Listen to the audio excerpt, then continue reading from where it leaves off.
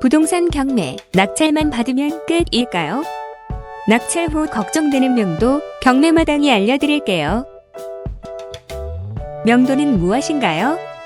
낙찰받은 물건에 전 소유자 혹은 임차인 등이 거주하고 있는 경우에 해당 부동산을 인도받는 과정을 말합니다.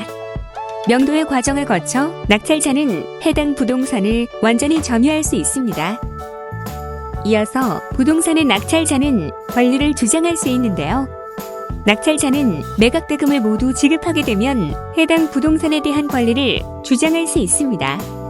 또한 이러한 낙찰자의 권리를 보장받을 수 있도록 마련된 법적인 절차를 살펴보겠습니다. 첫 번째로 명도 확인 서류가 있습니다. 세입자가 배당 기일에 법원으로부터 배당을 받기 위해선 소유자, 즉 낙찰자의 명도 확인서가 반드시 필요합니다. 두 번째로는 인도 명령 신청을 할 수 있는 권리가 있습니다. 해당 집행 비용을 납부한 뒤에 집행관을 대동하여 강제 집행을 할 수 있는데요. 하지만 인도 명령은 대항력을 갖춘 임차인에게는 신청할 수 없습니다. 명도에는 어떤 방법들이 있을까요? 첫 번째로 합의와 협의를 통해 명도를 진행하는 방법이 있습니다.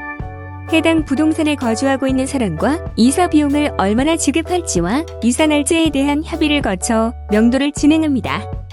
점유자도 경매로 인하여 재산과 정신적으로 피해를 입었기 때문에 최대한 이해해주며 완만하게 합의하는 것이 좋습니다. 사실 이사 비용을 지급하는 것은 법적으로 명시되어 있지는 않습니다. 하지만 일정 금액을 점유자에게 지급하는 것이 관리인데요. 강제 집행과 명도 소송은 시간과 비용의 소모가 매우 큰 절차이기 때문에 최대한 점유자와 협의를 통해 명도를 진행하는 것이 가장 좋은 방법이라고 할 수 있습니다. 두 번째로 합의와 협의로 명도 과정이 원만하게 이루어지지 않을 경우에 인도 명령을 통한 명도 방법이 있는데요. 인도 명령 신청은 잔금을 납부한 날부터 6개월 내에만 신청할 수 있습니다. 인도 명령을 신청하면 행정 절차를 거친 뒤에 집행관 등과 함께 강제 집행을 할 수 있습니다.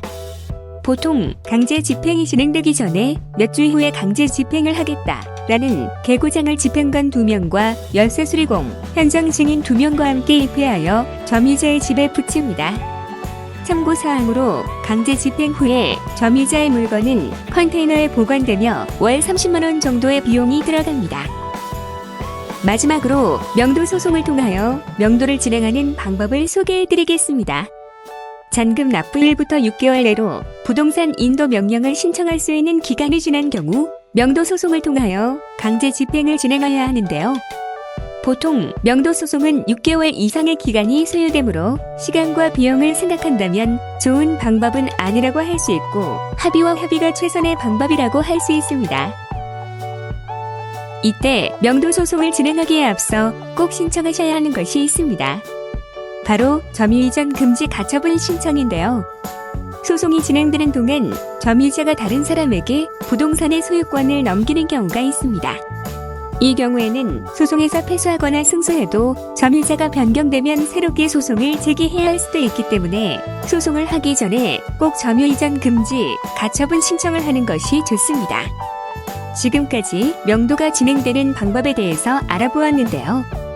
다음 편에서는 수익률에 대한 정보로 찾아뵙겠습니다.